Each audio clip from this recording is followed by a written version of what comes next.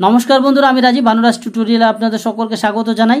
আজকে একটি ঘোষণাপত্র নিয়ে উপস্থিত হলাম। এই পত্রটি লিখে দেখানোর জন্য আমার এক সাবস্ক্রাইবার আমার বলেছেন, তো চলুন দেখে নিই কীভাবে এটি লিখা যায়।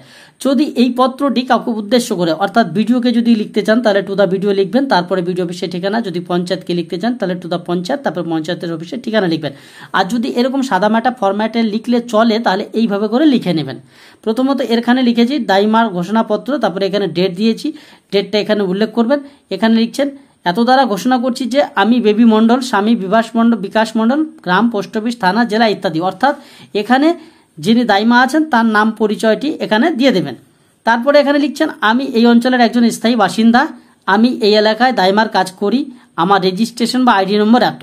যদি রেজিস্ট্রেশন বা আইডি নম্বর থেকে থাকে তাহলে এখানে উল্লেখ করবেন, আর যদি না থেকে থাকে তাহলে এই লাইনটি লেখার কোনো দরকার নেই। তারপরে জানাচ্ছেন, গত এত তারিখে বিভাস মণ্ডল তার নিজ বাড়িতে আমাকে দাইমার কাজের জন্য ডাকে। এখানে বাড়িতে লেখার পরে এই বিভাস মণ্ডলের ঠিকানাটা এখানে ব্যবহার করে দেবেন।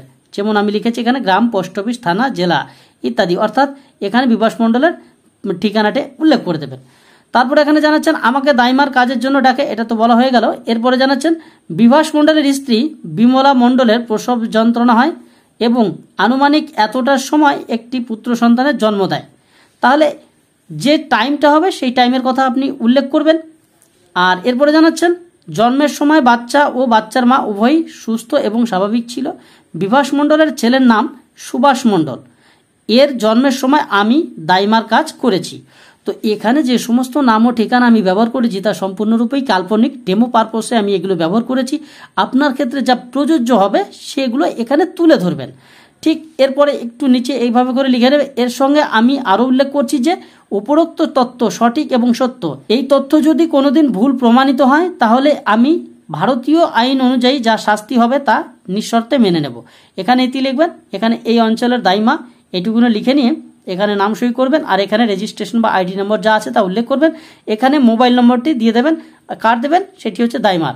আর এখানে সিল, অর্থাৎ যদি কোনো অফিস থেকে সিল থাকে, দাইমাতে যদি সিল থাকে তাহলে এখানে সিল করে তাকে এখানে একটা সংক্ষিপ্ত স্বাক্ষর করে দেবেন। তো আশা করি যিনি এই ভিডিও বানিয়ে দেখানোর কথা আমায় বলেছেন, এই ভিডিওর মাধ্যমে তার ও আপনাদের সকলেরই উপকার হবে।